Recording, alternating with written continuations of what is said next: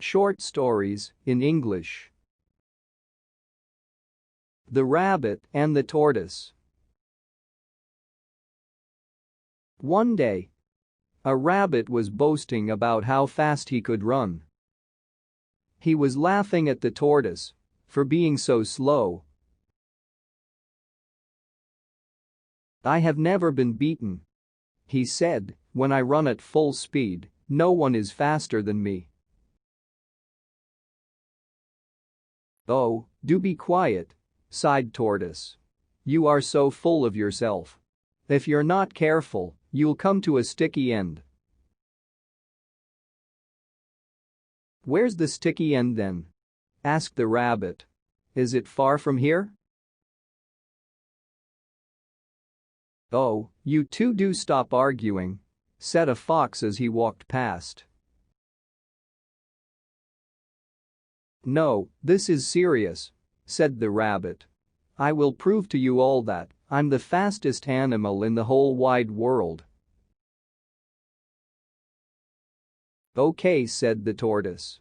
"I'll race you then."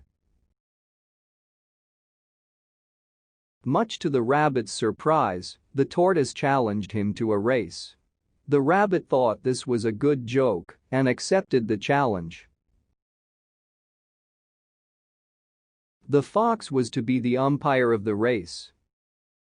As the race began, the rabbit raced way ahead of the tortoise, just like everyone thought. The rabbit got to the halfway point and could not see the tortoise anywhere. He was hot and tired and decided to stop and take a short nap. Even if the tortoise passed him, he would be able to race to the finish line ahead of him. All this time, the tortoise kept walking, slowly, step by step. He never quit, no matter how hot or tired he got. He just kept going. However, the rabbit slept longer than he had thought and woke up.